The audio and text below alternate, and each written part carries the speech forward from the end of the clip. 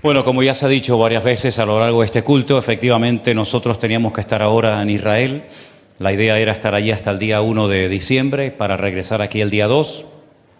Pero bueno, el Señor tenía, parece ser que otros planes, se suspendieron los vuelos tanto de ida como de vuelta, lo cual afectó fundamentalmente al grupo número 2 y también al 3. Nosotros ya estábamos allí y el grupo número 1, pues prácticamente, salvo el último día, pues disfrutó de todos los lugares que teníamos que visitar, pero recibimos una llamada de parte de Priscila y nos decía que por una serie de circunstancias se había suspendido el vuelo de retorno, y eso era algo muy grave porque los hermanos tenían que llegar a Madrid y de ahí pues volver a sus países, ¿no? Estados Unidos, México, Puerto Rico y también otros lugares. Así es que tuvimos que, gracias al Señor, pudimos hacer el primer viaje, pero tuvimos que volver. Algunos hermanos los mandamos por Grecia, otros fueron por Barcelona, otros fueron por Italia.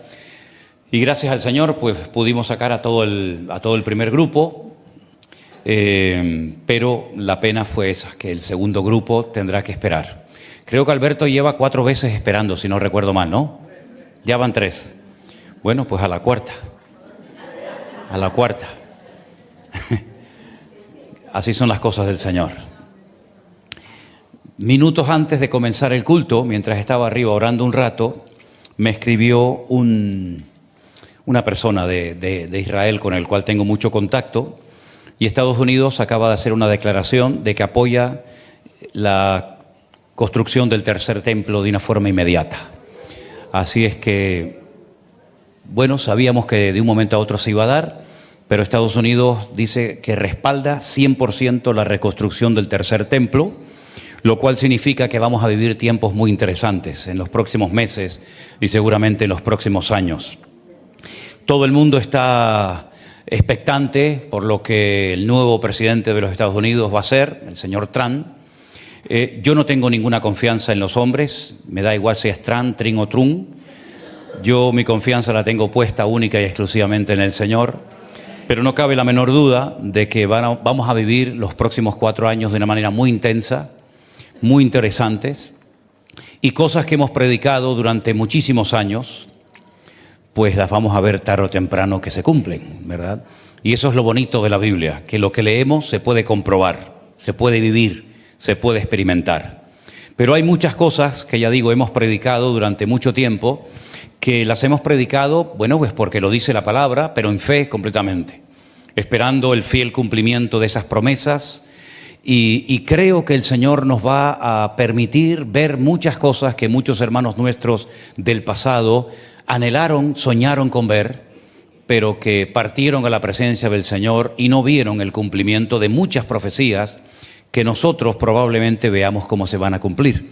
Así que no nos queda más remedio, y no lo digo en un aspecto negativo, sino todo lo contrario, de prepararnos, de velar y de orar, porque los tiempos que se avecinan son muy interesantes, por no decir tiempos difíciles y peligrosos. Pero aquí nos tiene el Señor, y no nos olvidemos de que la Biblia dice que tenemos que ser hasta el último momento de nuestra vida la sal de la tierra y la luz del mundo. Y nunca el mundo ha necesitado más sal, más sabor y más luz que en estos tiempos en los cuales nos ha tocado vivir.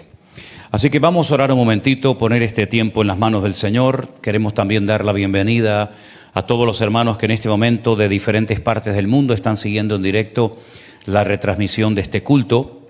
Si hay algún problema en la retransmisión, en la imagen o en el sonido, bueno, los que están ahí arriba trabajando lo van a solucionar lo antes posible.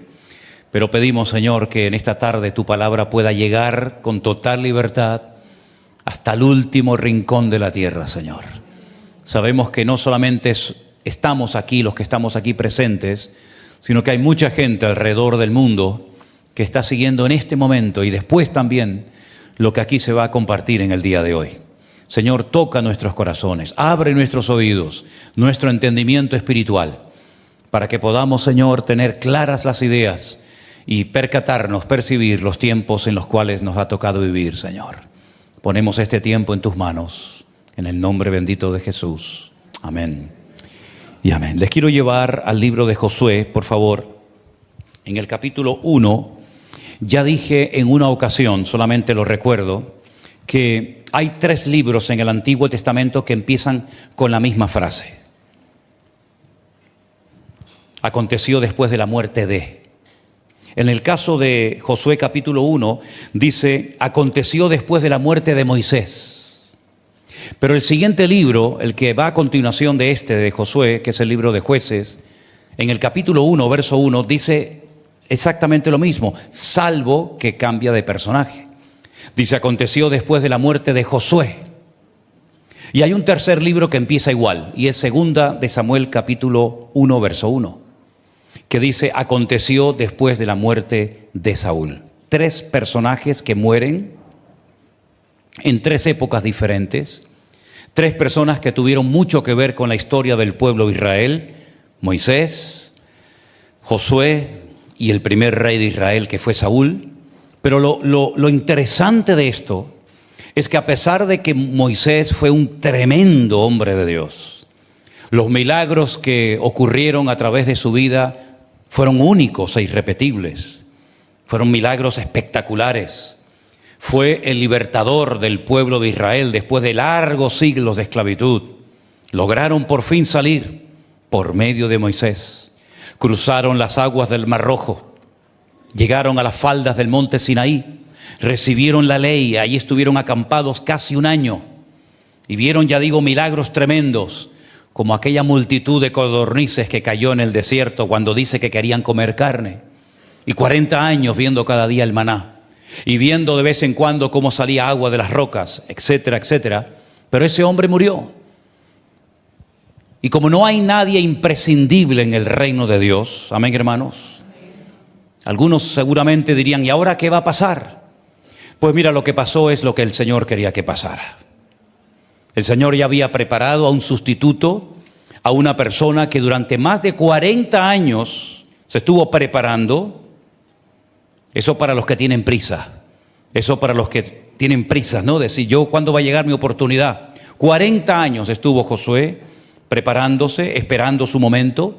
Y dice la Biblia, aconteció después de la muerte de Moisés, siervo de Dios, que el Señor le habló a Josué, hijo de Nun, servidor de Moisés, diciendo, mi siervo Moisés ha muerto, ahora pues levántate y pasa este Jordán, tú y todo este pueblo, a la tierra que yo les doy a los hijos de Israel. El pueblo entraba en una nueva etapa, ya habían salido de la esclavitud, ya habían estado 40 largos años en el desierto. Ya había muerto toda aquella generación de hombres que se habían quejado de la tierra prometida. Ya quedaron sepultados en el desierto. Ahora se ha levantado una nueva generación. Hay un nuevo liderazgo. Pero tienen que ser valientes. Tienen que levantarse y cruzar el río Jordán. Ahora, si nosotros observamos un poco la geografía bíblica, nos vamos a dar cuenta de que Israel no entró a la tierra prometida desde el sur, sino que dio un rodeo y entró por el este, por un lugar que se puede visitar hoy en día que se llama Qasr al-Yahud, un lugar donde siglos más tarde fue limpiado de la lepra nada más y nada menos que un tal Naamán, allí en esas aguas del río Jordán, por donde atravesaron las 12 tribus de Israel. Fue en ese mismo lugar donde además el profeta Elías es arrebatado al cielo en un carro de fuego y se le cae el manto y lo toma Eliseo. Allí ocurrieron cosas realmente extraordinarias. Por esa parte del este fue por donde atravesaron las tribus de Israel. Ahora tienen que saber que al este del Jordán, ¿verdad?, 2 tribus y media ya habían recibido su heredad. La tribu de Gad, la tribu de Rubén y media tribu de Manasés. La tribu de Manasés era la más grande, la más numerosa. Y la mitad de esa tribu, junto con Gad y Rubén, ya habían recibido su porción al este del Jordán. Ya ellos podían decir, bueno, ya tenemos nuestra tierra. Ya tenemos tierra para sembrar, ya tenemos tierra para criar a nuestros animales. Por lo tanto, ahora las demás tribus que se busquen la vida, Sin embargo, el Señor les había dicho que no tenían que actuar de esa forma mezquina y egoísta, sino que tenían que ser solidarios y apoyar a sus hermanos. Dejar sus ganados, dejar sus esposas, sus hijos en las casas y cruzar junto con los demás el río Jordán y ayudar a sus hermanos a conquistar la tierra que aún ellos no tenían. Y así fue. Ahora, me llama la atención que Josué, que había estado 40 años preparándose, cuando el Señor por fin lo levanta, por fin el Señor ya lo confirma como el nuevo líder del pueblo de Israel, como el nuevo pastor de la nación, una de las cosas que le dice es que tiene que levantarse. En otras palabras, ya no es tiempo para estar asentados cómodamente al este del Jordán. Es tiempo de levantarse, es tiempo de actuar, es tiempo de poner en práctica todo lo que has aprendido y recibido por parte de Moisés. Toda la experiencia que has acumulado te tiene que servir, porque ahora ha llegado tu momento y tu hora. Pero no solamente el Señor le dice a Josué que se levante, sino levántate, pasa al Jordán tú y todo este pueblo. En otras palabras, la gente te tiene que seguir a ti y no tú a la gente. Tienes que ser un punto de referencia para que la gente sepa a dónde tienen que hacer y cómo tienen que actuar y cómo tienen que comportarse. Y Josué tiene que ser valiente, pero recuerden un dato muy significativo. Josué ya no es un jovencito. Josué tiene 80 años de edad.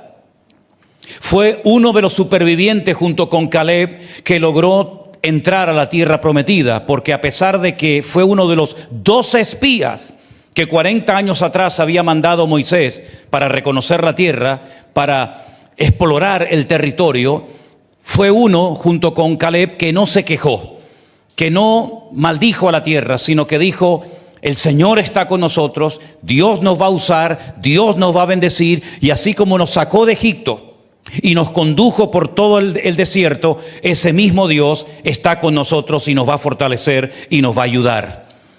La tierra es difícil, hay gigantes, hay grandes enemigos. Estaban, por ejemplo, los hititas, que fueron los que perfeccionaron la guerra con tanques.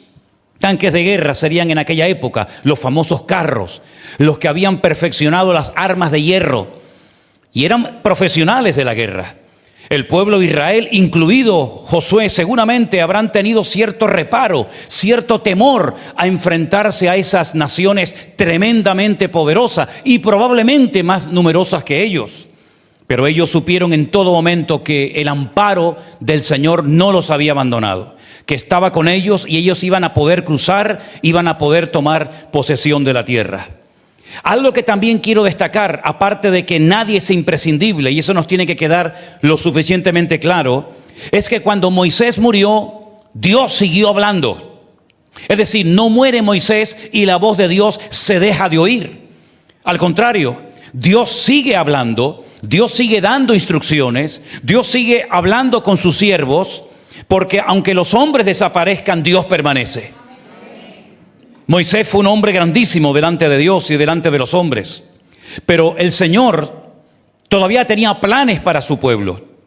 Y Moisés fue un hombre que Dios lo utilizó para hacer cosas extraordinarias, pero no era el hombre que Dios tenía preparado para la conquista de la tierra de Canaán. Era Josué. Y dice la palabra de Dios que el Señor le dijo: yo os he entregado como lo había dicho a Moisés. Si quieren ver dónde se lo dijo, Deuteronomio capítulo 11, allí se lo dijo el Señor: yo os he entregado todo lugar que pisare la planta de vuestro pie. En otras palabras, Dios no está diciendo por primera vez en la historia a un hombre, en este caso a Josué, que tienen que entrar a tomar posesión de la tierra prometida. No, ya se lo había dicho. Si quieren remontarnos más atrás, a Abraham, posteriormente a Isaac, después a Jacob, también a Moisés y ahora a Josué. En otras palabras, es una promesa que ha ido traspasando de generación en generación. Los padres le transmitieron a sus hijos la enseñanza y estos a los suyos, y así hasta el día de Josué. De tal manera que Josué sabe perfectamente cuáles son los planes de Dios desde el principio de los tiempos. Ellos saben que ese territorio es el territorio que Dios ha decidido en su soberanía entregarles a ellos y a su descendencia. Pero la tierra no está vacía. En la tierra hay 7 naciones, 7 enemigos tremendamente poderosos que tienen que ser expulsados de esa tierra. Sabemos que de esos 7 enemigos solamente uno se rindió y se fue. Todos los demás decidieron quedarse y plantarle cara al pueblo de Israel. Y durante años y años estuvieron peleando hasta que poco a poco fueron conquistando la tierra, pero no la conquistaron toda. Porque si leemos en el versículo 4, el Señor le dice a Josué desde dónde, hasta dónde tenían que conquistar la tierra. Y la cruda realidad es que Israel nunca tomó posesión de todos estos territorios. En la época en la que hubieron más territorios sojuzgados, dominados, controlados, colonizados por el pueblo de Israel, fue en la época del rey David. Quitando la época de David, el pueblo de Israel, repito, nunca ha tomado posesión de toda la tierra que a continuación vamos a leer. Versículo 4 dice, desde el desierto.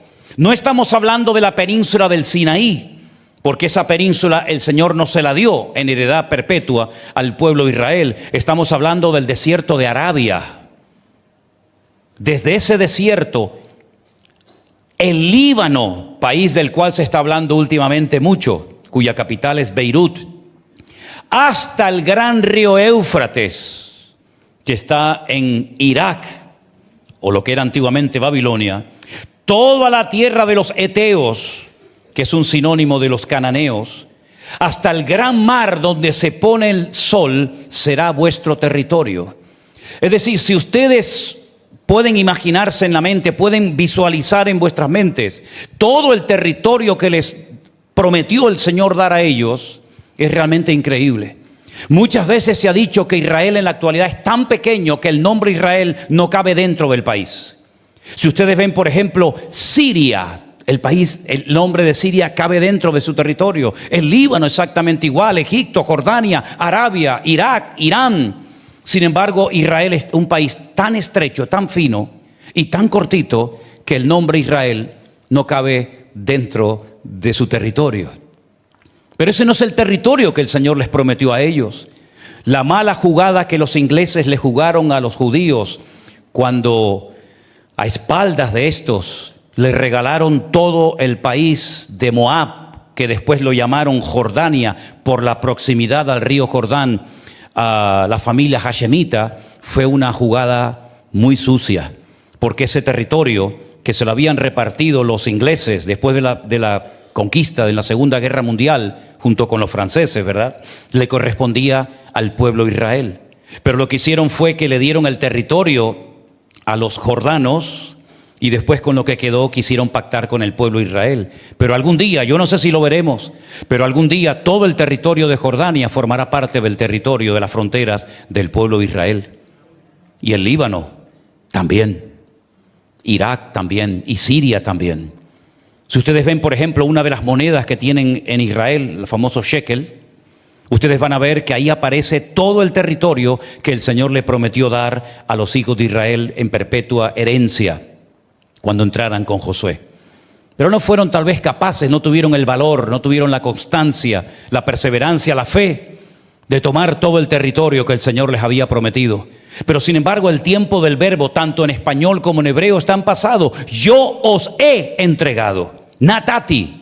En otras palabras, no es algo que va a ocurrir en el futuro lejano, en otras generaciones que aún no han nacido, sino que Dios ya había decidido entregarles esa tierra. Esa expresión, yo os he entregado, vuelve a aparecer en el capítulo 6 del libro de Josué, cuando el Señor le dice a Josué, ahora Jericó estaba cerrada, bien cerrada, a causa de los hijos de Israel. Nadie entraba y nadie salía. Mas el Señor le dijo a Josué, mira, yo he entregado, tiempo pasado, yo he entregado en tu mano a Jericó, a su rey y a sus varones de guerra. En otras palabras, es algo que Dios ya había decidido. Depende de ustedes si lo toman o no. Depende de su grado de esfuerzo, de valentía, de coraje, de arrojo. Pero es algo que Dios ya ha decidido.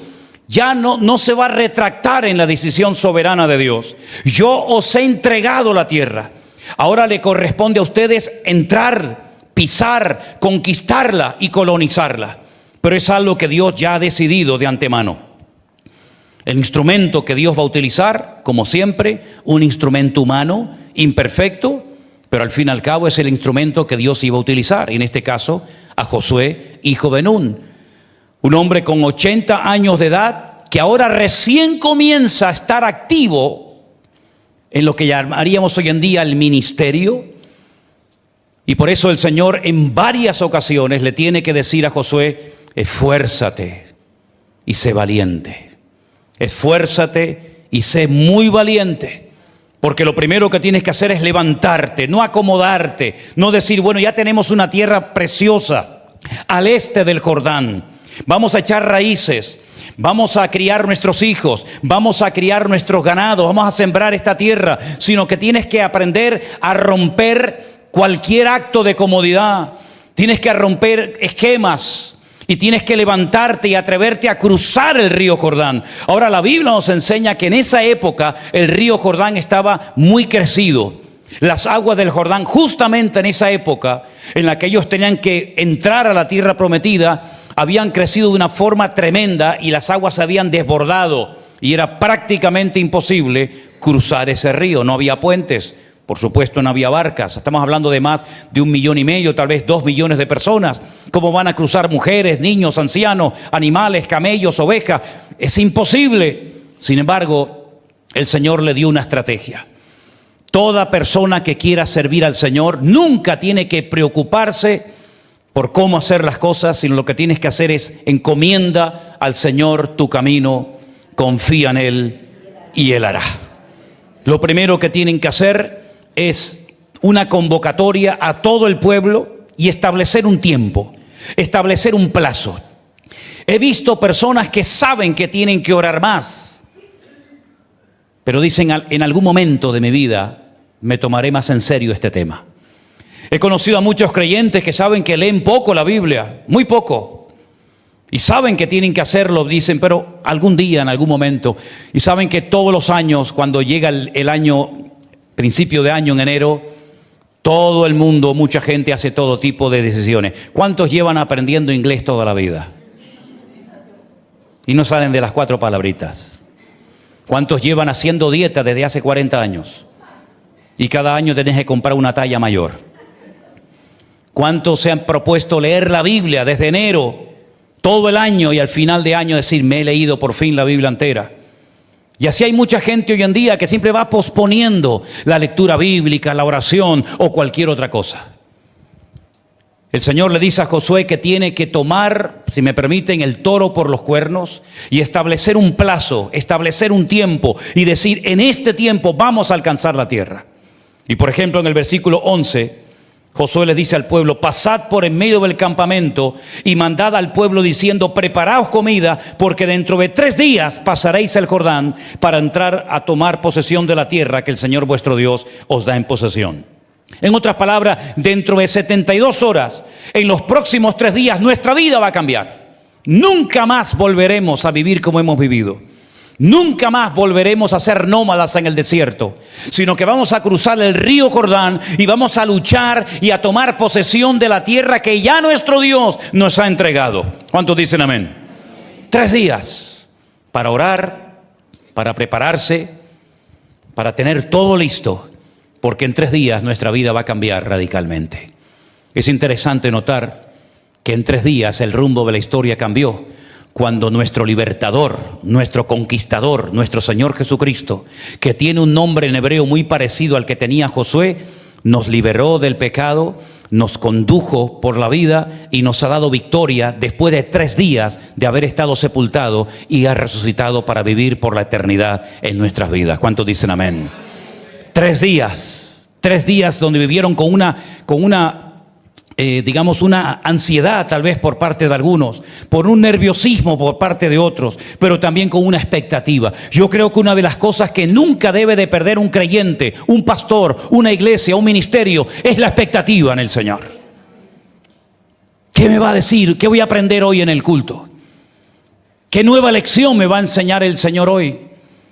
¿Qué alma nueva vamos a poder llevar a los pies de Cristo? Cuando pierdes la expectativa, cuando pierdes la ilusión, cuando pierdes la pasión por lo que haces, querido, estás cavando tu propia fosa y has comenzado a decaer espiritualmente hablando, y tu hacha ya no corta como cortaba hace años atrás. Esos 3 días fueron días especiales porque eran días de preparación. Y yo creo que los días de preparación en nosotros ya han pasado a la historia. Ya es tiempo de acción. Ya es tiempo de levantarnos y conquistar lo que tenemos que conquistar hace mucho tiempo, para que nunca más volvamos a ser esclavos de nada ni de nadie, sino conquistadores y más que vencedores en el nombre de Cristo Jesús. La estrategia del Señor era muy clara. Primero, en primera línea, los sacerdotes, los que portan el arca, los que supuestamente son los más espirituales, los más consagrados, los que saben más de la ley, los que llevan el arca de la alianza. Ellos tienen que ir delante. Y dice la Biblia que la estrategia consistía en que ellos tenían que entrar en las aguas del río Jordán, mojarse las sandalias, mojarse los pies, y en el momento en el que ellos hicieran ese acto, ese paso de fe, automáticamente las aguas que venían de arriba se detendrían. Y el río Jordán se abriría en dos, y a continuación tendrían que pasar todas las tribus de Israel. Y una vez que pasaran todos, hasta el último, el más pequeño, tenían que extraer 12 enormes piedras de la profundidad del río Jordán, colocarlas fuera como un monumento conmemorativo para que recordaran ellos y sus descendientes que allí el Señor hizo un milagro a favor de su pueblo. Y una vez que pasaran todos, el río Jordán se volvería a cerrar y nunca más se volvería a partir. Todo dependía de ese paso de fe, todo dependía de esos sacerdotes que pusieran en práctica la palabra del Señor. Allí estaban las aguas, ya habían pasado las 72 horas, los 3 días de espera, de preparación, pero ahora les corresponde a ellos dar un paso de fe, dejarse de mirar atrás. Ya no vamos a volver nunca más a Egipto. Lo tenemos totalmente prohibido. Ahora hay que seguir avanzando. Ahora hay que conquistar la tierra. El futuro de todo nuestro pueblo depende de nosotros. El peso de responsabilidad que cargamos sobre nuestros hombros es enorme. Pero depende de nosotros si avanzamos o nos quedamos estancados el resto de nuestra vida. Gracias al Señor, durante los tiempos de Josué, todo el pueblo obedeció. Lamentablemente después sabemos lo que pasó después de su muerte. Pero durante el tiempo de Josué, los ancianos, los sacerdotes y el pueblo obedecieron, acataron las leyes, respondieron correctamente a lo que el Señor les decía, y los sacerdotes se la jugaron. Se mojaron las plantas de sus pies y todo el pueblo cruzó por tierra seca. Ahora es interesante notar, mis queridos hermanos, que una vez que cruzaron las aguas del río Jordán, ya no había marcha atrás. Y nosotros tenemos que mentalizarnos de que hemos dado pasos de mucha fe y de mucha responsabilidad, y muchos ojos y muchas vidas dependen de lo que nosotros hagamos en el día de hoy. Cuando prediques, cuando cantes, cuando hagas cualquier servicio para la obra del Señor, recuerda que no solamente son los que te ven, los que te conocen, los que te rodean, sino que hay muchas vidas que tal vez no conozcas, que dependen en gran medida de los pasos de fe que hoy en día estés dispuesto a dar para la honra y la gloria del Señor. Estamos preparando una finca donde hemos estado ahora 5 días. Como no podíamos estar en Israel, llegamos a Madrid, por cierto, cansadísimos, reventados, después de haber estado durmiendo en un hotel, después de haber estado durmiendo, sí, en el hotel del aeropuerto de ¿cómo se llama? De allá de Italia, Malpensa, allí en el suelo. Hay fotografías por si no creen lo que les digo. Y decidimos ir a Alicante. Y hermanos, gracias al Señor por esa propiedad que el Señor le ha dado al Centro Evangélico Vida Nueva. Yo no sé hasta qué punto nosotros podremos ver o disfrutar de lo que el Señor está haciendo allí. Pero lo que está bien claro, que todos los que han tenido la oportunidad y el privilegio, y de hecho ahora mismo hay hermanos allí, que están arrimando el lomo, que están colaborando, que están ayudando y aportando su grano de arena para que eso funcione, no son conscientes de la cantidad de personas que pueden llegar a ser salvas y a ser restauradas por el Señor en aquel lugar. Todo lo que hacemos no es en vano, dice la Biblia. Todo lo que hacemos tiene fruto, todo lo que hacemos tiene la bendición y el respaldo del Señor. Aunque a nosotros tal vez no nos toque ver el resultado, pero de cualquier mínima cosa que hagas, el Señor toma buena nota, porque Él no es olvidadizo ni injusto para olvidar lo que hemos hecho por Él. Mira, por ejemplo, en este primer viaje que hicimos a Israel, con la ilusión de esperar al segundo grupo y al tercer grupo, ¿verdad? Bueno, resulta de que la noche de la despedida, con el pequeño grupo que había quedado, ya se habían ido 2 grupos o partes del grupo. Una jovencita, una joven, se levanta y dice, para sorpresa de todos, no lo sabíamos, yo estuve casada. Y el año pasado, dando un paseo con mi marido en Colombia, mi país, mi marido sufrió un infarto. Y yo como doctora, teníamos 4 doctores en este viaje, estábamos bien cubiertos, aparte del médico divino. No pude hacer absolutamente nada para salvar la vida de mi marido. Murió en mis brazos. Eso fue el año pasado. Estoy hablando de una chica que yo creo que no puede tener más de 30 años como mucho. Perdóname si me estás escuchando y a lo mejor tienes 25. Te metí 5 de golpe, ¿no? Pero la cuestión está en que ella dijo que a partir de esa experiencia terrible de tener a su marido en brazos muerto y no poder hacer nada por él, aunque era una doctora y sabía lo que tenía que hacer, se endureció de tal manera que se metió en su trabajo y se enfadó con Dios. Así de claro, se enfadó con Dios. Durante un año, dice, fui una piedra. Y vine a este viaje siendo una piedra. Pero quiero decir para la gloria del Señor que ha sido aquí, después de un año de ser una piedra insensible y no querer saber nada de Dios, ni de iglesia, ni de pastores, ni de Biblia, ni de nada, aquí en este viaje me he reconciliado con el Señor. Bendito sea Dios. ¿Ya mereció la pena? ¿Ya mereció la pena ir a ese viaje? Gloria a Dios. A muchos de los lugares que íbamos estaban totalmente vacíos. No había nadie. Primera vez en mi vida que vamos al monte de las beatitudes o de las bienaventuranzas y estaba solo para nosotros. No había nadie. Nunca me había pasado eso. Por un lado era bonito, por otro lado era muy triste. Cuando fuimos, por ejemplo, a comer en Galilea, tuvimos que llamar a un señor que conocemos para que abriera un restaurante en Magdala, donde nació María Magdalena, porque todos los restaurantes estaban cerrados. Éramos el único barco navegando en el mar de Galilea. Después de nosotros, guardaron el barco y ahí no ha salido más. Y así nos pasó en muchos lugares, pero llegamos al estanque de Betesda, totalmente vacío. No había absolutamente nadie, solamente nosotros. Hay una iglesia allí que la llevan unos sacerdotes, unos curas franceses, y entramos a esa iglesia porque es una iglesia que tiene una acústica espectacular y siempre entramos a cantar algunas alabanzas, algunas canciones, hay una acústica tremenda. Y había un muchacho allí en esa iglesia en ese momento que me dijo si quería que nos sacáramos una foto, porque yo los subí a todos a los escalones para cantar una canción y yo sinceramente pensé que era un fotógrafo que se estaba ofreciendo, porque hay algunos por Jerusalén que te van sacando fotos, por ejemplo en el Monte de los Olivos hay algunos y después te llevan la fotografía al hotel, te la venden, y yo pensaba que este muchacho que me decía foto era uno de estos y le dije no hace falta, muchas gracias. Salimos de esa iglesia, ya nos íbamos y este chico nos sigue. Y lo veo hablando con Elena.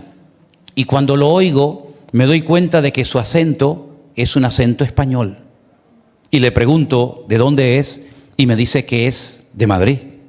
Y que lleva 4 meses dando vueltas por Oriente Medio. Había estado en Kuwait, había estado en diferentes países y estaba en Jerusalén, ya la última etapa de su viaje. Se le estuvo dando testimonio, se le estuvo hablando del Señor, sobre todo Elena habló bastante con él. Pues saben, se ha puesto en contacto con nosotros. Él y su madre quieren ir al congreso del año que viene en Madrid. ¿Qué les parece? Bendito sea Dios. Bendito sea Dios. Ya mereció la pena. Y aparte de eso, Dios había puesto en mi corazón dar un mensaje y reuní un grupo de hermanos de diferentes iglesias en el hotel donde nos estábamos quedando y le dije, hermanos, traigo un mensaje de parte de Dios para todos ustedes. Y lo pude dar el mensaje. En otras palabras, todo lo que hagas para el Señor, nunca piense que no ha servido, que no ha merecido la pena. Todo lo que hagas para el Señor. Me imagino que algún sacerdote, ya es una opinión personal, me imagino que algún sacerdote habrá dicho, pero esto es una tontería, mojarnos los pies, ¿cómo se va a abrir el río Jordán? Pero lo hicieron en fe. Tú nunca te vas a equivocar por obedecer al Señor. Nunca te vas a equivocar por ser fiel a su palabra. Nunca te vas a equivocar por obedecer lo que el Señor ordena en su palabra, aunque no lo entiendas. Aunque a lo mejor tu voluntad choque frontalmente con la de Él, pero tú obedece. El obediente siempre es honrado y bendecido por el Señor. Dios honra a los que le honran, dice la palabra, lo sabemos. Ellos se la jugaron, ellos fueron capaces de hacer algo que nunca nadie había hecho. Nosotros jugamos con una ventaja, y es que muchas cosas que hacemos en la vida ya otros las han hecho. Es simplemente cuestión a veces de buscar un punto de referencia, da igual en el Antiguo o en el Nuevo Testamento, pero ellos, muchas de las cosas que hacían era la primera vez que las hacían. Pero hermano, da igual si alguien lo ha hecho o no. Lo importante es que si Dios te dice algo y está confirmado y avalado por su palabra, no tengas miedo. La persona miedosa, la persona que siempre está cuestionando a Dios, nunca avanza, nunca conquista. La pregunta es, ¿queremos avanzar o queremos estancarnos, queridos hermanos? Queremos conquistar el terreno, queremos seguir avanzando, queremos ver la gloria del Señor en nuestra vida. Pues levántate y camina en el nombre de Jesús. No podemos bajo ninguna manera, bajo ninguna circunstancia acomodarnos y decir, bueno, pues ya estoy cómodo, ya estoy tranquilo. Eso tal vez llegó a pensar la tribu de Rubén, la tribu de Gad, la media tribu de Manasés. Ya tengo mi tierra, ya tengo mi territorio, ahora que los demás se busquen la vida. No, tenemos que ser solidarios, tenemos que apoyar a los demás. No es la tierra que yo voy a conquistar para mí, es para otros, pero da igual. Tenemos que tener visión de cuerpo. Una iglesia en Barcelona levantó una ofrenda de 2.000 euros. Querían ayudar en Valencia esta tremenda catástrofe y desgracia que ha ocurrido. Nosotros como ministerio, los hermanos de Valencia ya fueron con un camión y en una de las calles de un pueblo destrozado comenzaron a repartir un montón de cosas. Pero, los hermanos de Javi, así de Alicante. Entonces, unos hermanos de Barcelona levantaron una ofrenda de 2.000 euros y se pusieron en contacto conmigo. Y yo les dije, nosotros hemos ido ya, o nuestros hermanos han ido a repartir cosas. Y ¿saben lo que me dijo este hermano? Somos un cuerpo. Nosotros hemos levantado la ofrenda y se la vamos a dar a los hermanos de nuestra iglesia en Alicante para que compren un montón de material, aparte de otro montón que han recibido como donaciones, y creo que se iban al viernes o se van a ir esta semana otra vez a Valencia a repartir. ¿Por qué les cuento esto? Porque, queridos hermanos, tenemos que tener una visión amplia, una visión de cuerpo. Lo que yo hago tal vez puede beneficiar a otro hermano, pues bendito sea Dios. No es que, es que no es de mi iglesia, no es de mi denominación, no es de mi estilo, no es de mi línea, da igual, somos un cuerpo en Cristo Jesús. Y si tenemos una visión amplia, Dios va a bendecir la iglesia. Y yo creo sinceramente que lo que necesitamos reforzar y enseñar, pero hasta la saciedad, en la escuela dominical, en los cultos de jóvenes, en todas partes, es que tenemos que tener una visión amplia, una visión de cuerpo, donde nos demos cuenta que si un hermano sufre, todos sufrimos. Y si un hermano ríe, todos reímos. Y si un hermano es bendecido, todos somos bendecidos. Y así es como trabajamos, independientemente de que esté con nosotros o esté en otro ministerio. Los sacerdotes tenían que hacer su parte, pero los guerreros también tenían que hacer la suya. ¿Y saben lo que descubrí? ¿Saben lo que leí en el libro de Josué?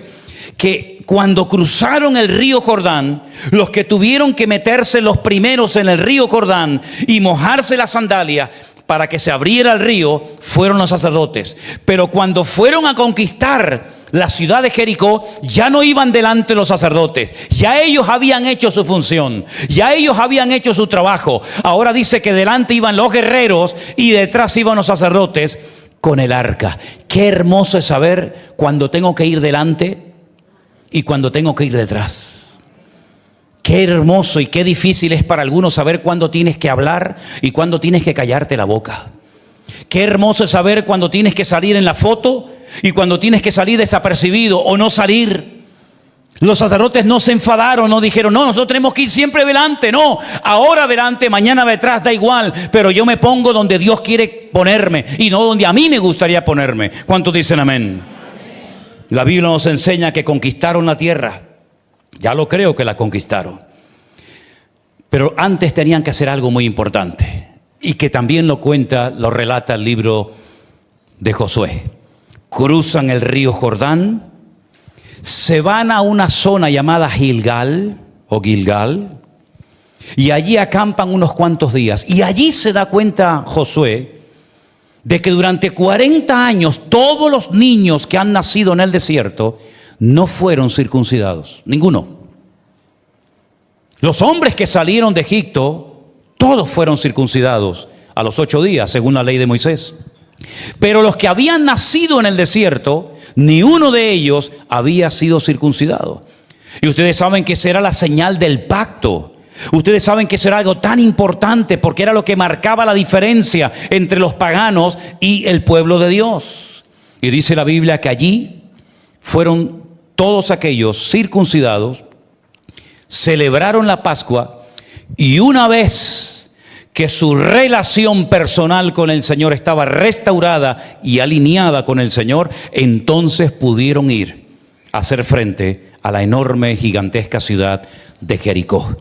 Que por cierto, hacía años que no íbamos a Jericó, y como yo soy un enamorado de los dátiles de Jericó, que son los mejores del mundo, créame, los dátiles de Jericó son los mejores del mundo.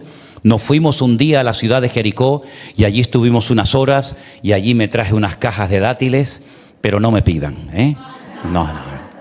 Iba a traer algunos hoy, pero dije, con tanta gente, la caja me va a volar. Así que otro día. Pero a lo que voy, una vez que arreglaron su relación con el Señor, ya estaban preparados para enfrentarse a la guerra. Hay algunos que quieren ir a la guerra, pero no tienen la espada afilada. Ni siquiera saben dónde la dejaron, si es que un día la tuvieron. Hay algunos que han perdido el escudo de la fe y no saben dónde lo han metido. La Biblia dice que llegó un momento en la historia del pueblo de Israel que el pueblo de Dios tenía que ir al enemigo para que le afilara las espadas o le afilara las hoces del campo, porque era el enemigo el que tenía la capacidad de afilar y habían perdido ellos esa capacidad. Qué tremendo, hermanos queridos, cuando te enredas en los negocios de la vida y te olvidas de que estamos en este mundo para conquistar la tierra para el Señor. Pero antes de querer conquistar la tierra y de servir al Señor, tienes que conquistar tus enemigos personales. Pregúntate en esta noche, ¿cuáles son las áreas de tu vida en las que necesitas trabajar duramente, seriamente? Para que tu peor enemigo no seas tú, en todo caso que seas el enemigo, pero no tú mismo. Tuvieron que quitar de su carne el prepucio de su carne porque no era agradable ante los ojos de Dios. Y si nos paramos delante del Señor, seguramente el Señor nos va a mostrar áreas de nuestra vida en las que necesitamos ser tratados, cambiados y transformados por el poder de Dios. Después vendrán Jericó, después nos enfrentaremos con los gigantes, después iremos a Hebrón, después iremos a los filisteos, después atacaremos a los amorreos, después vendrán todos los enemigos, siempre van a estar ahí, no te preocupes, pero lo primero que tienes que hacer es restaurar, alinear tu comunión, tu relación con el Señor, para que de esa manera estés preparado para enfrentarte a las batallas que vendrán en el futuro.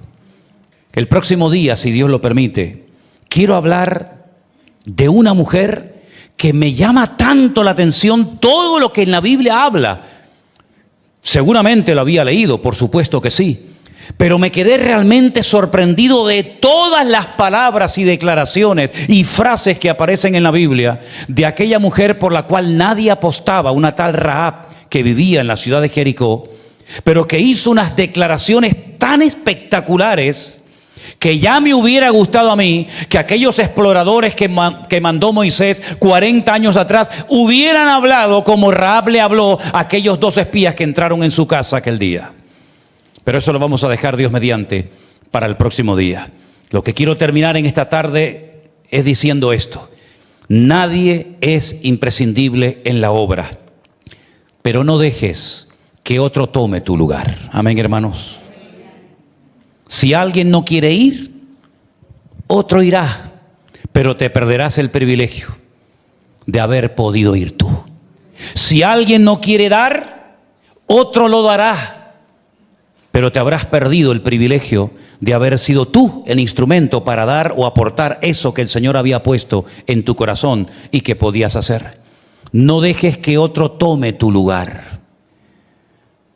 Pídele al Señor: Señor, yo quiero ser valiente y, como dice aquí, esforzado para ocupar mi lugar, para saber cuál es mi sitio y para que en todo momento tú puedas contar con mi vida. Y si alguien aquí presente piensa que ya es demasiado anciano o viejo o mayor para hacer algo para el Señor, no te confundas, no te olvides que Moisés, cuando comenzó a ser usado por el Señor, tenía más de 80 años. Lo que muchos jóvenes no quisieron hacer, lo tuvo que hacer un hombre de 80 años, porque no había gente valiente y atrevida y osada como lo fue Josué en su momento. Pero ¿sabes por qué fue usado a los 80 años? Porque a los 40 años y a los 30 y a los 20 se preparó para el Señor. Esa es la mejor preparación para la vejez. No un plan de pensiones como algunos piensan o creen. La mejor preparación es preparar en tu juventud, en tu adolescencia, cuando tienes fuerza y capacidad para prepararte, para aprender, para instruir, etcétera, etcétera. Y cuando llegues a una cierta edad, saber que el Señor todavía te puede usar, tal vez no matando gigantes, porque ya no es el tiempo de matar gigantes, pero sí haciendo otra función, porque en el cuerpo de Cristo nadie es demasiado viejo, ni nadie es demasiado joven para ser usado y bendecido por el Señor. ¿Cuántos dicen amén? Cierren sus ojos en esta tarde, ahí donde estás. Piensa en lo que has oído, reflexiona, medita. Y pregúntate en esta tarde: ¿quiero ser un esclavo o quiero ser un conquistador, un más que vencedor? Si quieres ser un vencedor en el nombre del Señor, ¿cuáles son los enemigos, las áreas de tu vida con las cuales tienes que enfrentarte? ¿Cuál es tu territorio donde tienes que moverte? El Señor le dijo a Josué: desde hasta. Habrán lugares que son desérticos, duros, difíciles, sin agua, calurosos. Y habrán lugares hermosos como los cedros del Líbano. Pero tanto un lugar como otro es tu territorio. Estarán las playas hermosas del mar grande donde se pone el sol, las playas hermosas del Mediterráneo y la tierra seca y árida del desierto de Arabia. Ríos majestuosos donde corre el agua de una forma tremenda como el Éufrates. Y lugares desiertos donde tendrás que orar por la lluvia temprana y por la lluvia tardía. Pero tienes que aprender a trabajar en desiertos, en valles y en montañas, con agua o sin agua, con muchos o con nada o con pocos. Pero tienes que aprender a moverte en tu territorio, a pesar de que hay diferencias en ese territorio, a pesar de que no es todo igual, no es un territorio homogéneo. Es un territorio variopinto, hay montañas, hay desiertos, hay valles, hay frío, hay calor, hay nieve, hay agua, hay sequía. Pero en todos esos territorios y áreas tienes que estar preparado para saber cómo actuar. Y gozarte en el desierto y gozarte en la montaña. Y alabar mi nombre y regocijarte en mí. Cuando estés atravesando valles de sombra y de muerte y lugares fértiles donde veas mi gloria. En todos esos territorios yo estaré contigo y nadie te podrá hacer frente en todos los días de tu vida, porque así como estuve con Moisés, estaré contigo. Esfuérzate y sé valiente, hijo mío. No temas ni desmayes, porque el Señor tu Dios estará contigo a donde quiera que vayas. Aleluya. Pero siempre tiene que morir algo en nosotros para que algo pueda nacer. Tuvo que morir un Moisés para que se levantara un Josué. Tuvo que morir un Saúl para que se levantara un David. Tiene que morir siempre algo en nosotros. ¿Qué es lo que hoy tiene que morir en ti, amigo? Pregúntatelo y Dios te lo revelará. Tal vez tiene que morir en ti ese enemigo mortal que es el miedo.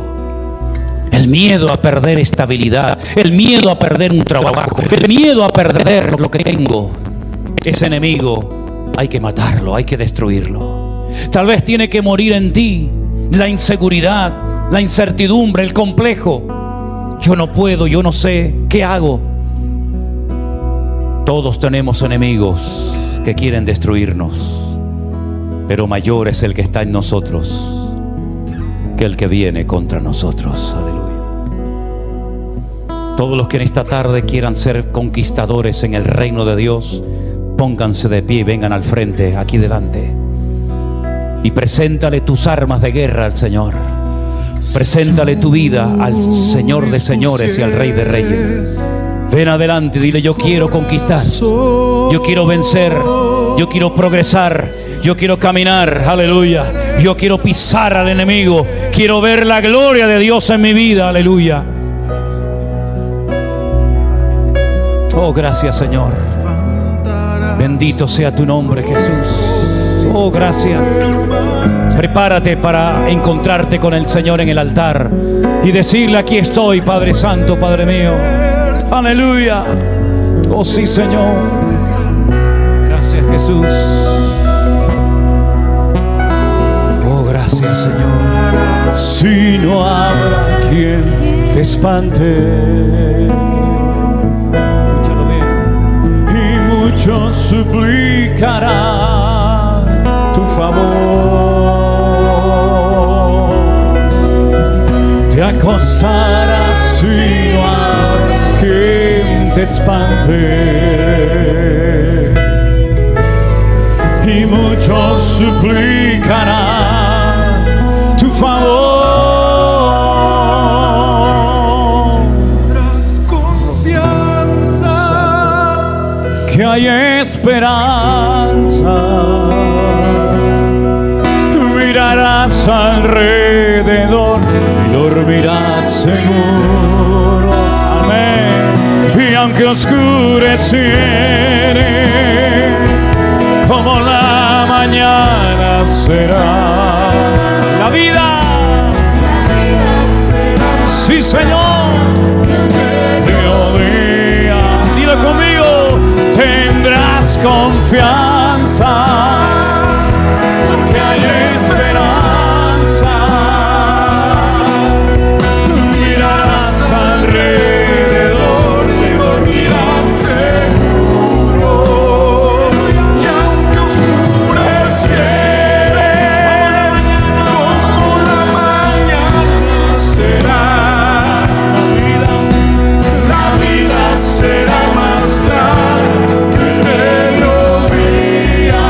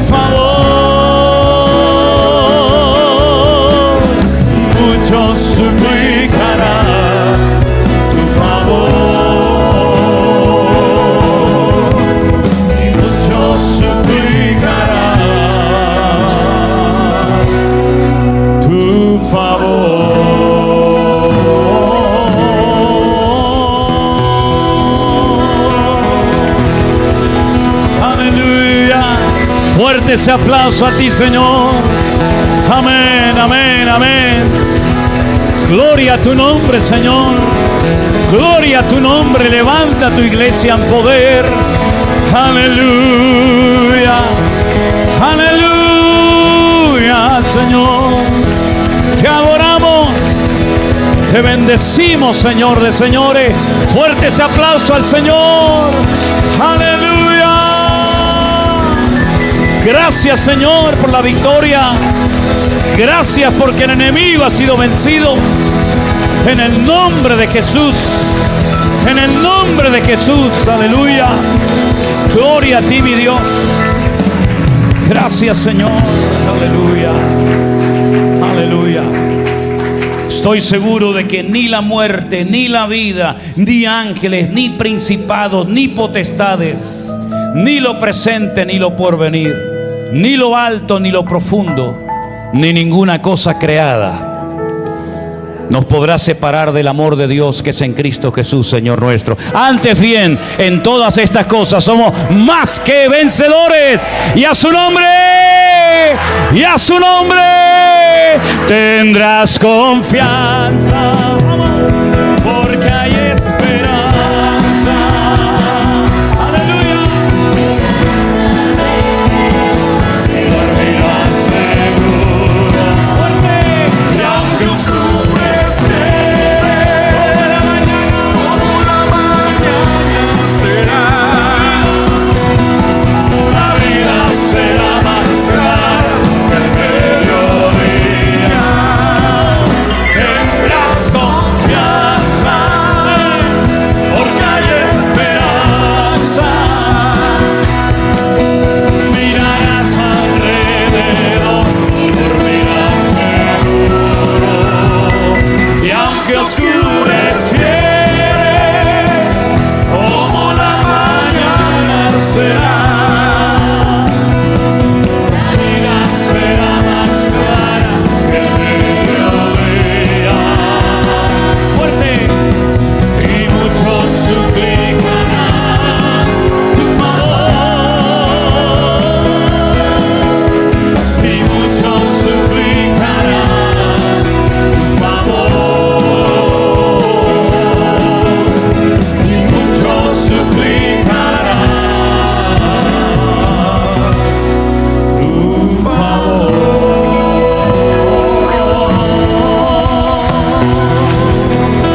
Amén. Amén. Gloria a Dios. Gloria a Dios. Abraza y saluda a su hermano. Dígale, somos más que vencedores. Alberto, somos más que vencedores. Aleluya. Dígale, hermano, qué bendición ser hermanos en Cristo. Que tengan una semana tremendamente bendecida. Aleluya. Gracias, Señor Jesús.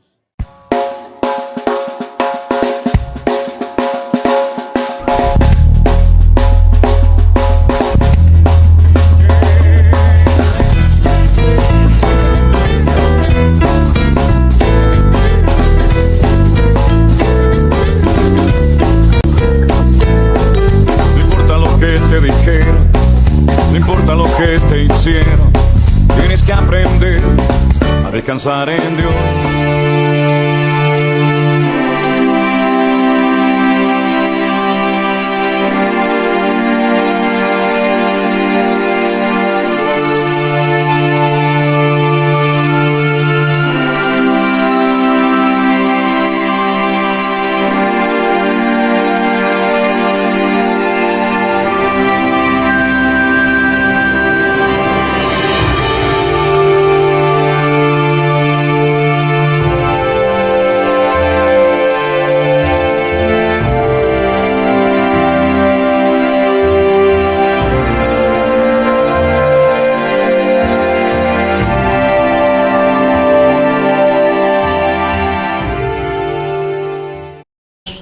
Digamos, puedo decir el nombre solamente de una.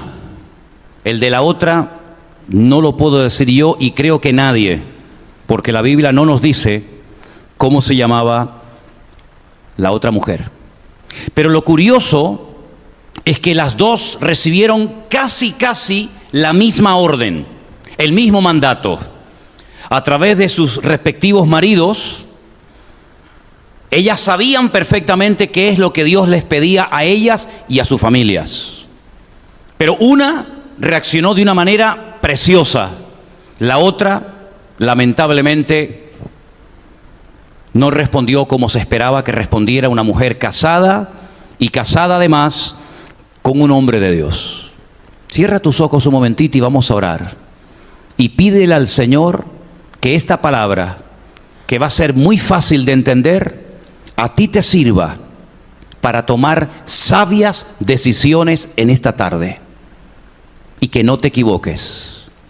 Padre, en el nombre de Jesús, tu Hijo amado, te pedimos que en esta tarde esta palabra que vamos a exponer, a compartir con tu amada iglesia, sea de bendición, sea de aliento, de ánimo, y que nos abra la mente y el espíritu para que podamos tomar decisiones sabias, agradarte en todo y no equivocarnos ni dañar a nadie tomando una decisión incorrecta.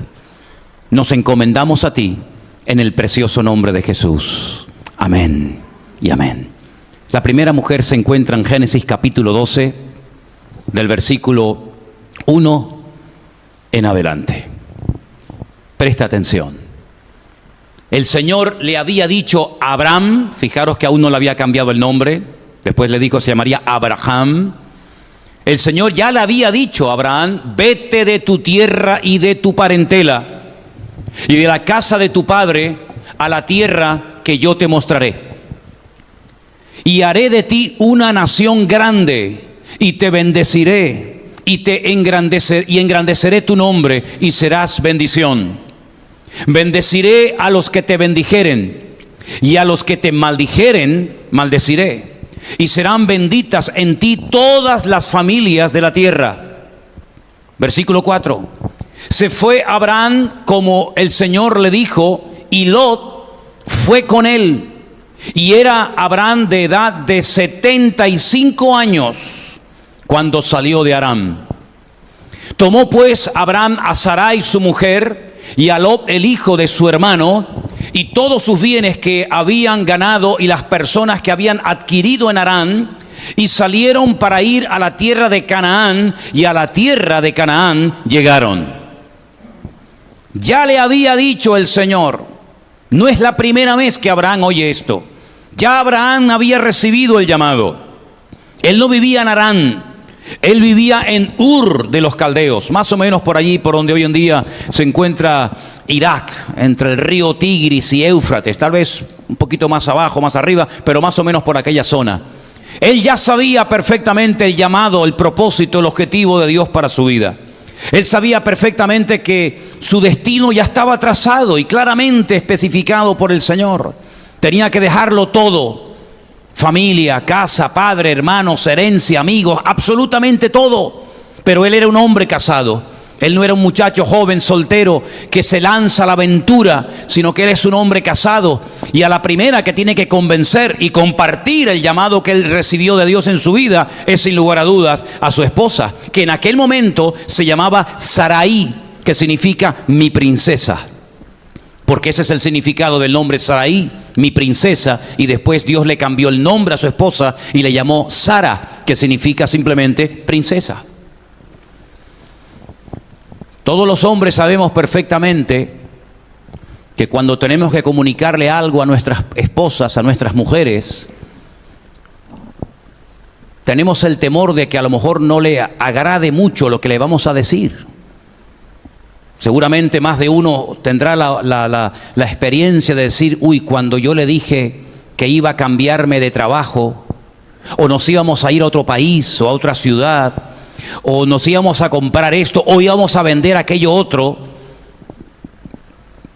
a lo mejor no reaccionó, o a lo mejor sí, como tú esperabas que reaccionara, ¿sí o no? Y sabes perfectamente que a veces tú te puedes ilusionar con algo y ella no, o viceversa. Ella se ilusiona y quiere algo y tú no lo ves, no lo entiendes y te opones rotundamente. No es fácil lo que Abraham le va a proponer o le va a decir a su esposa. Al fin y al cabo no es una sugerencia, no es una idea, cariño, ¿qué te parece si nos vamos de aquí y lo dejamos todo y nos vamos a... Ay, que Dios no me ha dicho a dónde. Porque estoy seguro que probablemente la primera pregunta que Sara o Sarai le hizo a su marido en aquel momento es decir, bueno, ¿y a dónde te ha dicho tu Dios que nos vamos? Y cuando Abraham le dice, bueno, eso no es tan importante. ¿Cómo que no es importante? ¿A dónde me vas a llevar? ¿De qué vamos a vivir? ¿Cómo que deje a mi padre, a mi madre y a mi familia? ¿Pero qué tipo de religión tú tienes? ¿Cómo te habla a ti Dios si estás tan seguro de que Dios te ha dicho eso? En ningún momento Sarai en aquel momento, se opuso ni cuestionó la orden que Dios le había dado a su marido. No hay ni un solo versículo en toda la Biblia que nos muestre a una mujer luchando en contra de la voluntad de Dios, oponiéndose al llamado que su marido ha recibido. Más bien todo lo contrario. Si alguien en esta vida apoyó y siguió fielmente a Abraham hasta el último rincón, esa fue sin lugar a dudas su esposa. No hay nada que objetar en contra de Sarai, para nada. Y mira que la llevó dando tumbos de un lugar a otro, caminando de un sitio a otro, desiertos, montañas. Y cuidado, Abraham llegó a ser el hombre más rico de todo el mundo. Dice que era riquísimo, lo leía esta mañana en el libro de Génesis. No rico, riquísimo, multimillonario, miles de ganado, miles de ovejas, de todo tenía. Pero nunca le ofreció, nunca vivió con su mujer en un lugar fijo ni en una casa, sino que tuvo a la pobre Sarai toda la vida de un lado a otro dando tumbos, viviendo en tiendas de campaña. Pero Sarai nunca protestó. Sarai nunca dijo, oye, estábamos tan bien en Ur de los Caldeos. Allí estaba mi familia, allí estaban mis hermanas, allí estaba mi gente, allí estaban mis costumbres, mi tierra, y lo he tenido que abandonar, lo he tenido que dejar todo, porque no solamente el Señor lo llamó a él, también la llamó a ella. Porque Abraham sin Sara no iba a funcionar, y Sara sin Abraham tampoco. El llamado era para los dos. Lo recibe él como cabeza del hogar, evidentemente, pero el llamado era para los dos. Y nunca Sara se opuso. Más bien, con el paso del tiempo, Sara creció en fe, en madurez, en santidad, en espiritualidad, hasta llegar a ser una de las mujeres más importantes de toda la historia bíblica. Llegó a convertirse, sin lugar a duda, en una mujer que en su época marcó una diferencia. Fue toda una mujer de Dios. Fue toda una mujer sacrificada y dispuesta a renunciar a lo que fuera necesario con tal de que el llamado que había recibido su marido se cumpliera hasta las últimas consecuencias. Alguien dijo que la mujer en la vida de un hombre puede ser la clave o el clavo.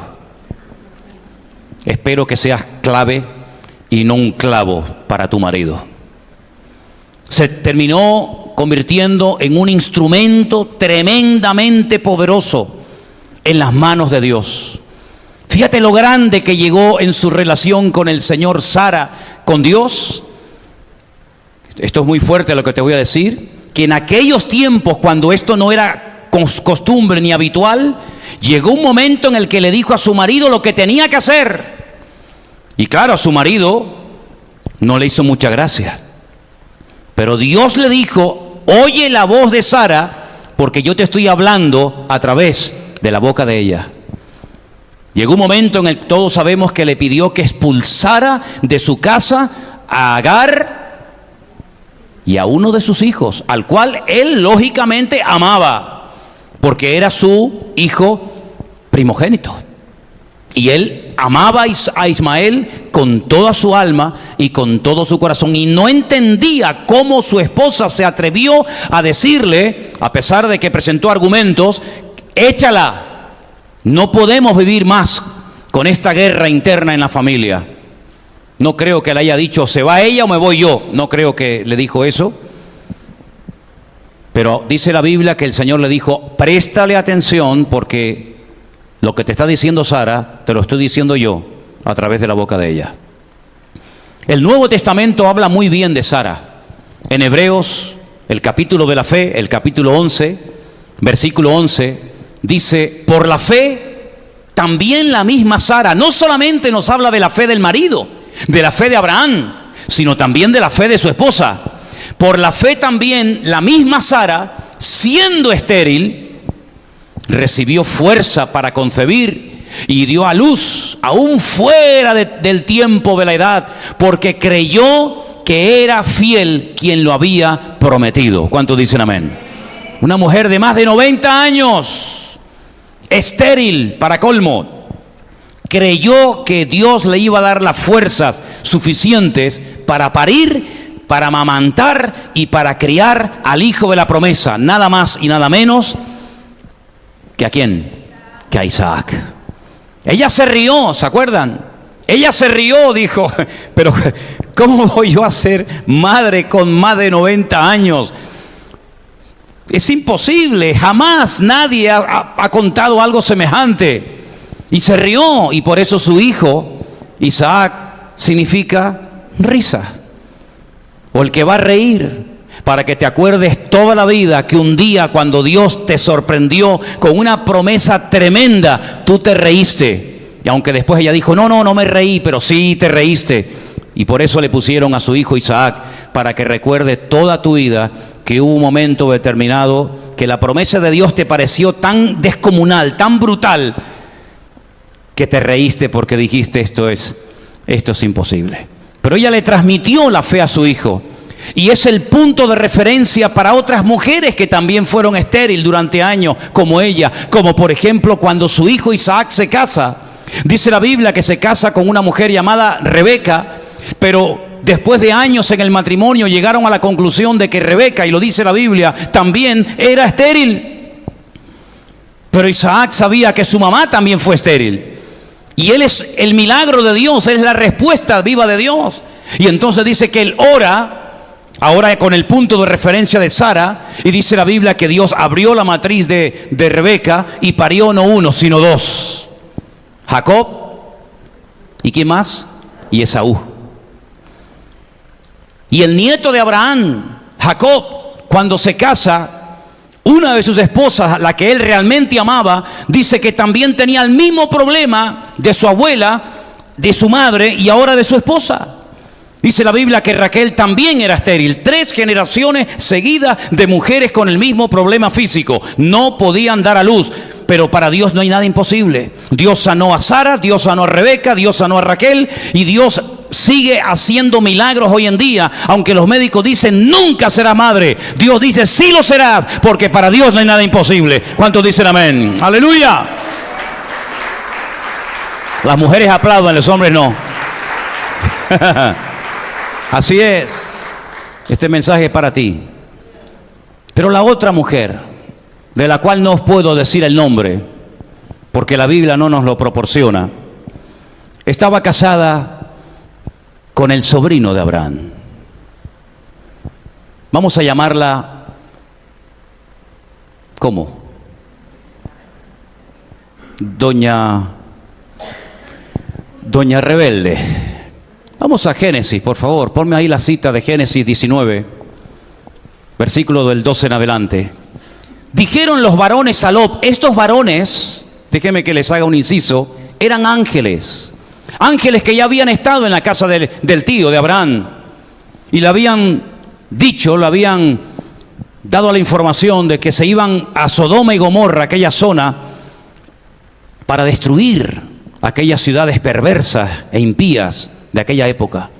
Leía hoy en el libro del Génesis que aquella zona en la cual decidió vivir Lot y su familia, era como huerto de Dios.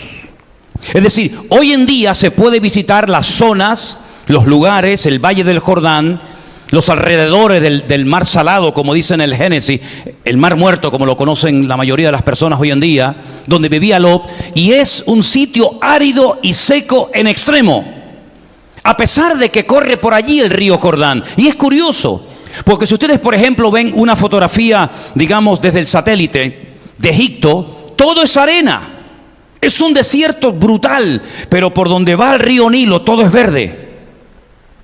El río más largo del mundo, 6.666 kilómetros de largo. Y todo el recorrido del río Nilo es fértil, es verde, cosechas hermosas, todo alrededor seco, menos por donde surcan las aguas del río Nilo.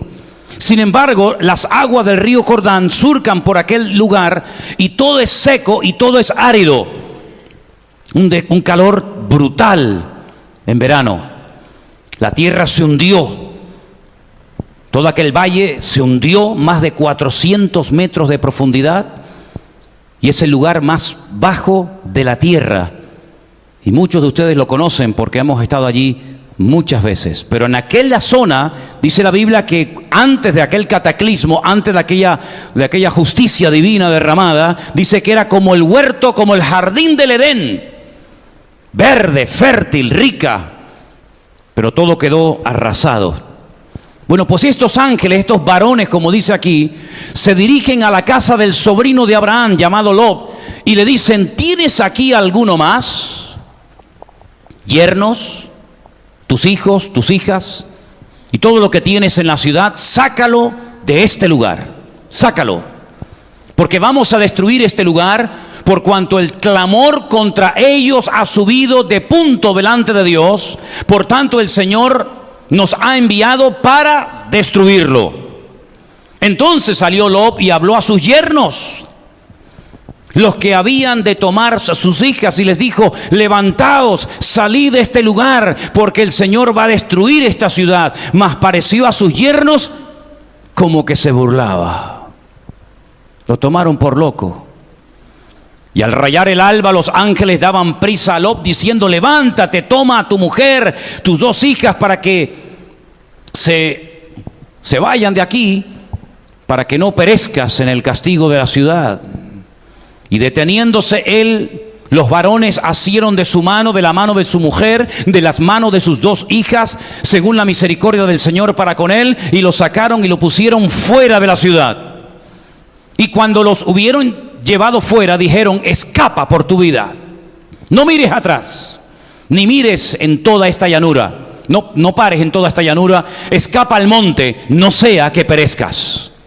Pero Lot les dijo: no, yo os ruego, señores míos, he aquí ahora, si ahora he hallado gracia, o he hallado gracia a vuestro siervo delante de vuestros ojos, y habéis engrandecido vuestra misericordia que habéis hecho conmigo, dándome la vida, mas yo no podré escapar al monte, no sea que me alcance el mal y muera.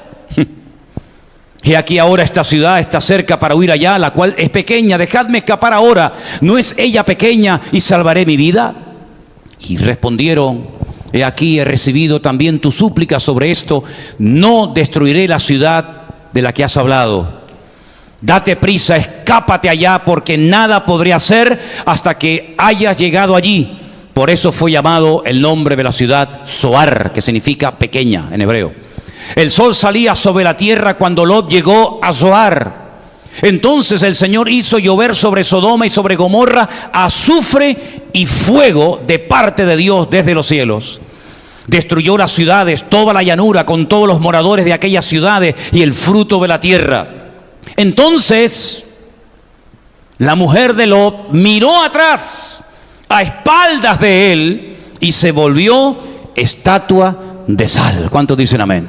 Fíjate qué diferencia entre Sara, que a través de su marido recibe el llamado de salir, dejándolo todo, tierra, parentela, hermanos, familia, todo, y no cuestiona en ningún momento ni a Dios ni a su marido. Lo sigue, lo apoya, está con él hasta el día de su muerte. Una mujer fiel a Dios y fiel a su marido. Una mujer que entiende que el llamado también es para ella. Una mujer que se convierte en un instrumento tremendamente útil en las manos del Señor, porque ella va a ser la portadora de aquella promesa divina de aquella revelación de que a través de ella serían benditas todas las naciones de la tierra. Y miren la diferencia con la mujer de Lot. Una mujer que me preguntaba esta mañana y les pregunto a ustedes, ¿dónde consiguió esta mujer? Porque cuando Abraham sale de Ur de los Caldeos, dice la Biblia que salió él, salió Taré, el papá de Abraham, salió Lot y una serie de siervos o de trabajadores con él. Pero en ningún momento la Biblia menciona a la esposa de Lot, porque evidentemente él no estaba casado en aquel momento. Estuvo mucho tiempo al lado de uno de los hombres más espirituales que jamás ha existido sobre la faz del planeta Tierra. Estuvo nada más y nada menos que conviviendo con el amigo de Dios, con Abraham. Un hombre de una fe contagiosa, un hombre que a través de él llegó la idea de un único Dios. Rompió con el politeísmo de la época y transmitió la enseñanza de que hay un solo Dios, creador del cielo y de la tierra, ante el cual tenemos que rendirle cuentas. Un hombre de Dios tremendo. Me imagino cuántas conversaciones en la puerta de la tienda de Abraham durante la luna llena en el desierto habrán mantenido tío y sobrino.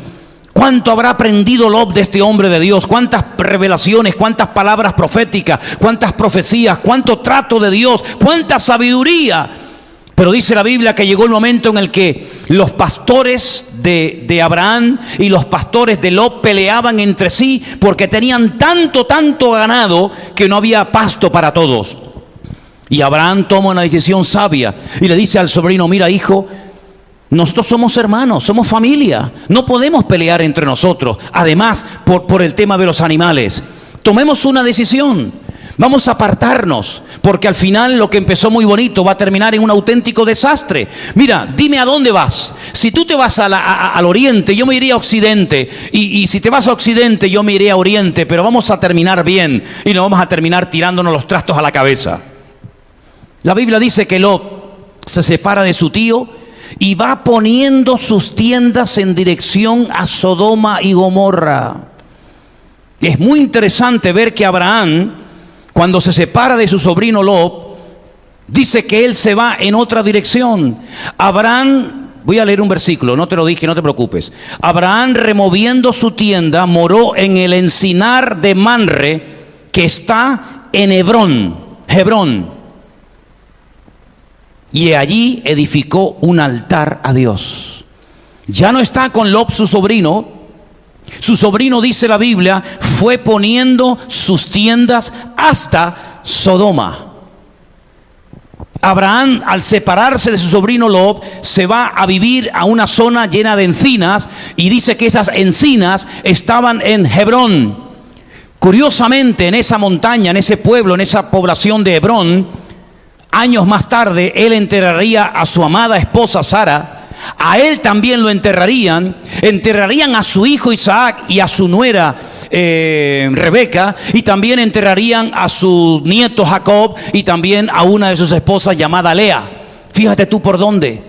Esa montaña, ese territorio, fue el que años más tarde un hombre llamado Caleb, ¿se acuerdan?, cuando logra sobrevivir después de 40 largos años de transitar, de peregrinar por el desierto, cuando él regresa le dice a Josué: dame aquella ciudad, dame aquel monte. Y le dicen: ojo, ten cuidado, tienes 88 años, ya no eres un niño, ya no tienes la fuerza ni la vitalidad de un crío, de un joven de 20 años. ¿Cómo me pides esa montaña? En esa montaña están los hijos de Anac, están los gigantes. Y él le dice: yo sé que allí están los gigantes, por eso yo quiero conquistar esa tierra. Y todo el mundo interpreta, o siempre ha interpretado y creído, que se refería única y exclusivamente a hombres de una estatura descomunal, que eran hijos de un tal Anac, que eran muy altos. Pero la visión de Caleb era mucho más allá de una visión física. También era muy alto, también era muy grande Goliat. Pero David, cuando se enfrenta con él, no le tiene miedo, porque él no ve la estatura de Goliat, él ve la dimensión y la estatura de Dios. Y Caleb, cuando dice: dame aquel monte, porque en ese monte están los gigantes, no solamente ve los gigantes de carne y hueso, los hijos de Anac, sino ve a los gigantes de la fe. Ve a Abraham enterrado allí, ve a Isaac enterrado allí, ve a Jacob enterrado allí, y él quiere vivir en la tierra donde están enterrados los gigantes de la fe. Y él se jugó la vida y conquistó aquella ciudad llamada Hebrón. Fíjense la diferencia, hermano, fíjense la diferencia entre una mujer y otra. Una cumple el llamado de Dios fielmente sin rechistar. La otra, como hemos leído, mira a espaldas de su marido y se queda petrificada, convertida en una estatua de sal. Fíjense la diferencia entre Abraham, que cuando se separa, se va a un lugar tranquilo, separado de todo el bullicio de la época, se va a un lugar llamado Hebrón, y dice que en aquel lugar construye, fabrica, edifica un altar al Señor. Es decir, su comunión con el Señor la mantiene. Sin embargo, Lot toma una decisión equivocada y se va poniendo sus tiendas, las tiendas de campaña, hasta que termina viviendo en Sodoma, ya no en una tienda de campaña, sino en una casa. Dice la Biblia que cuando los habitantes de Sodoma golpearon a la puerta de su casa, querían violar, querían abusar sexualmente de estos varones que habían venido y que él los había recibido en su casa. Y él no les recibe en la puerta de una tienda de campaña, sino en una casa construida con puertas, con ventanas y con paredes. Es decir, echó raíces en Sodoma. Y dice la palabra de Dios que sus hijas, que nacieron en Sodoma, porque cuando él se separa del tío, él es soltero, él no tiene hijos, él no está casado, pero cuando lo volvemos a ver otra vez en Sodoma, ya está casado y tiene 2 hijas que, para colmo, se van a casar o se han casado, según como se interprete la escritura, con personas que viven allí en Sodoma. Y lo curioso es que la Biblia en el Nuevo Testamento nos habla de cómo se sentía en aquel lugar terrible, cómo se sentía Lot. Vamos al Nuevo Testamento, a una de las cartas que el apóstol Pedro escribe, donde él habla de cómo se sentía Lot viviendo en Sodoma. ¿Lo tienes?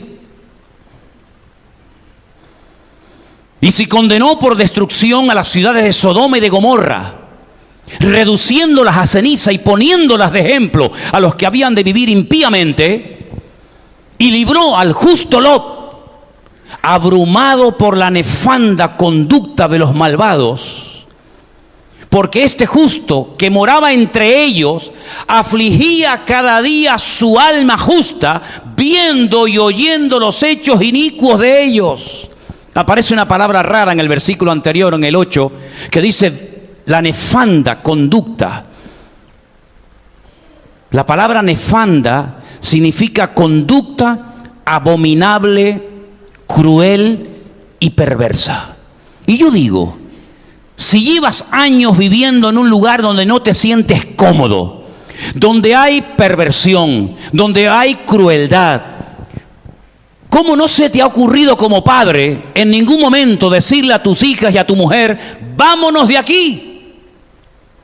Lo estás pasando mal, no duerme. Dice que estaba abrumado, estaba agobiado, estaba hecho polvo, diríamos en términos modernos, actuales. Pero no haces nada. Sales a la calle y observas toda la perversión de Sodoma. Pero tú te has comprado y vives en Sodoma. ¿Con quiénes se van a casar tus hijas?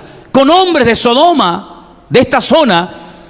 Fíjate que estas hijas, para ellas no fue ningún problema cuando Sodoma y Gomorra fueron destruidas, creyendo ellas que todo el mundo había vuelto a ser destruido, como ya había sido destruido, ¿se acuerdan? En la época del diluvio, en la época de Noé. Ellas ni se acordaban de la promesa de Abraham, ni se acordaban de nada, sino que ellas decían, bueno, ya no queda ningún hombre en la tierra, lo que tenemos que hacer es emborrachar a nuestro padre, acostarnos con él y quedar embarazadas para que no se extinga la raza humana. Y dice que la mayor emborracha a su padre, se acuesta con él y queda embarazada. Qué raro, una mujer que se acueste por primera vez con un hombre y quede embarazada. Si yo os digo en hebreo lo que dice que hicieron para quedarse embarazada la primera, te caes de espalda. La segunda se acuesta una vez con su padre y queda embarazada. Y cuando dan a luz, a uno le ponen Moab, la palabra padre, para decir este es hijo de mi padre. Fíjate que Moab, y al otro lo llaman Amón.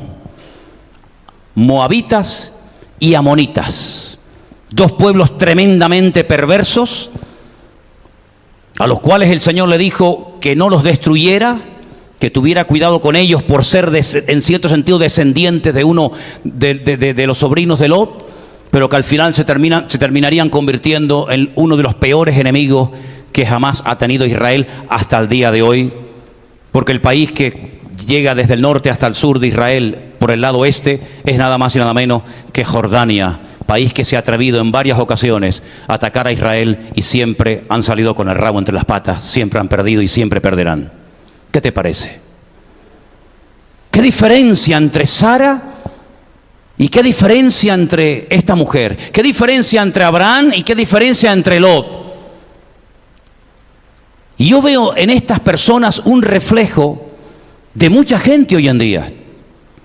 Gente que toma malas decisiones, gente que por presión familiar o por cualquier otra índole lo pasan mal, saben que no es correcto el lugar en el que están, llevando una vida de desorden, pero no hacen nada, siguen igual. Y además, la Biblia dice que esta mujer miró hacia atrás. Y ¿saben? En el Nuevo Testamento encontramos un día al Señor Jesucristo dando un mensaje, una enseñanza espectacular. Y en medio del sermón y en medio de la enseñanza, mira lo que dice el Señor en Lucas capítulo 17, verso 32. Acordaos de la mujer de Lot. Y yo dije, ¿y qué pinta aquí la mujer de Lot? ¿Tú me puedes poner el versículo anterior? El 31. En aquel día, está hablando de cuando Jerusalén iba a ser sitiada y destruida por los romanos. En aquel día, el que esté en la azotea y sus bienes en la casa, no descienda a tomarlos. Y el que esté en el campo, asimismo, no vuelva atrás. Y ahora acordaos de la mujer de Lot. Sí, la ciudad está siendo sitiada, los romanos nos van a comer, nos van a destruir la ciudad, nos van a quemar el templo, y usted está en la azotea y está pensando a ver cómo me llevo la mesa de noche, a ver cómo me llevo la cama, a ver cómo embalo los muebles, los platos y la televisión y el ordenador, porque me los quiero llevar. Y están a la puerta de tu casa los enemigos a punto de matarte, de violarte y de quemar tu vida. El Señor dice, el que esté en la azotea, salga corriendo, olvídate de la casa, salva tu vida.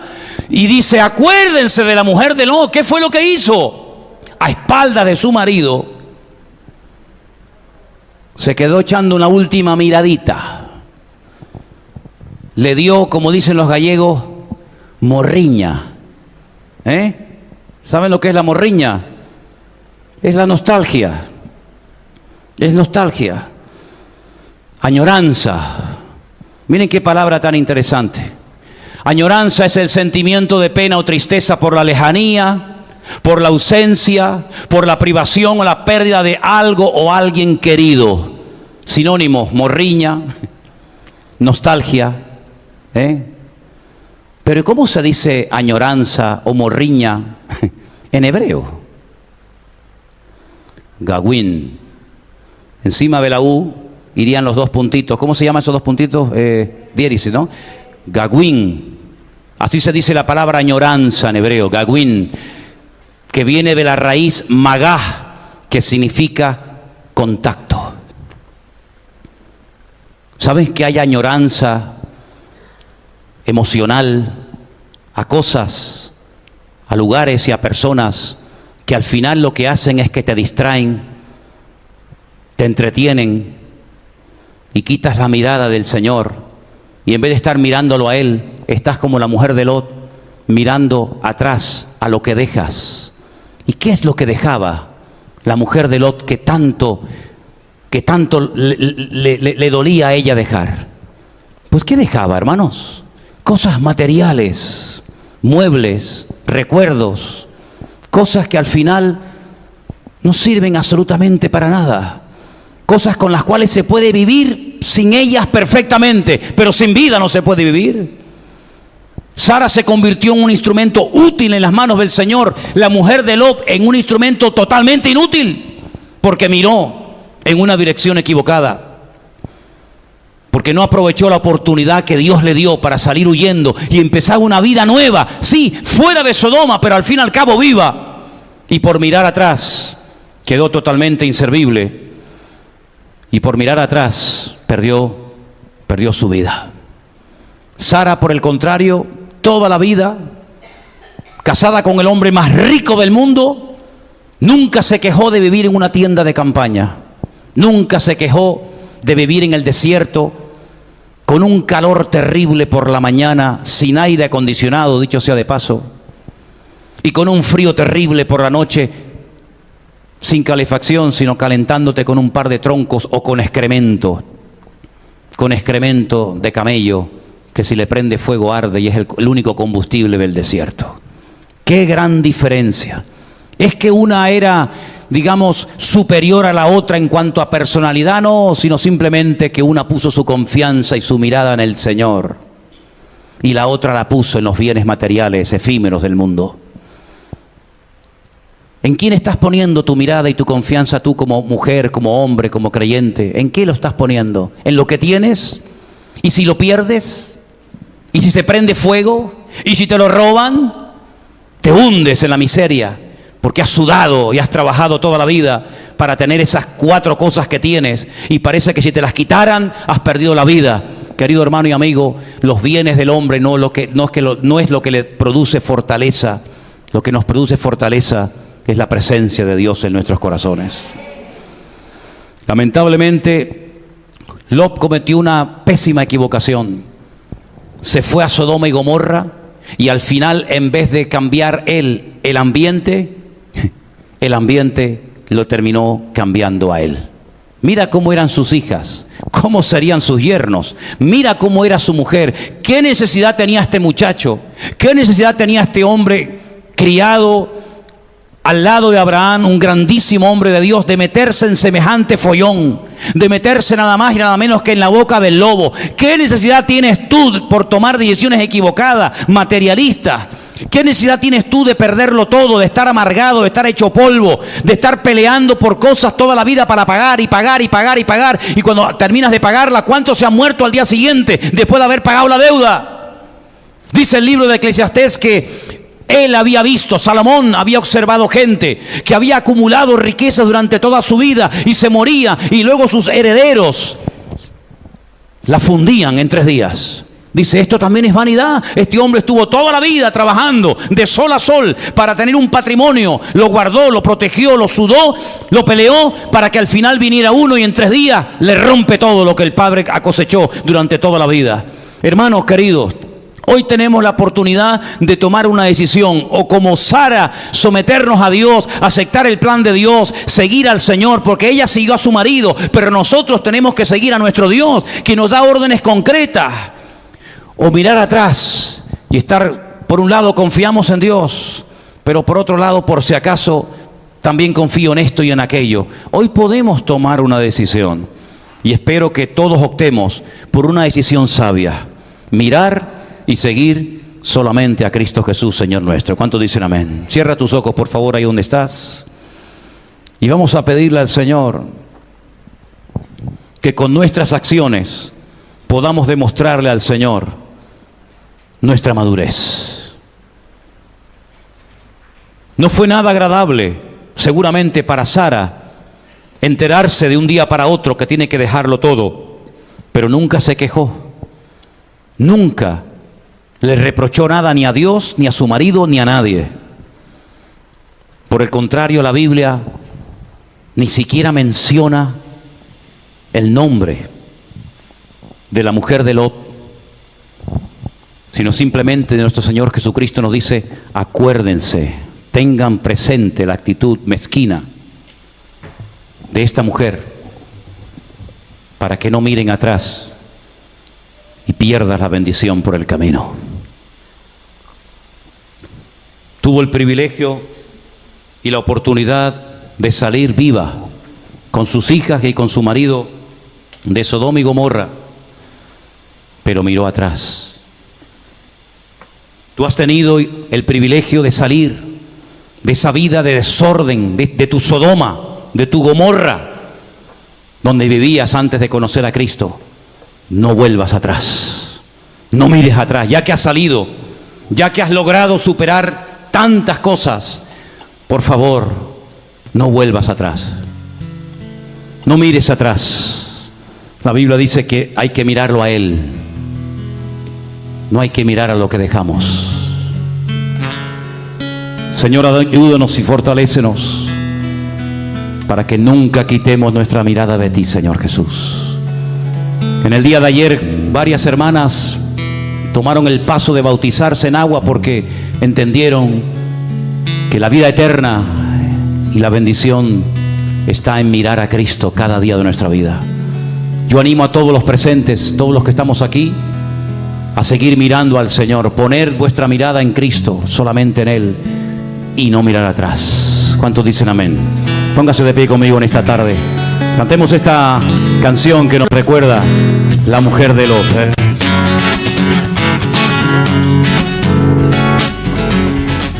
Está listo.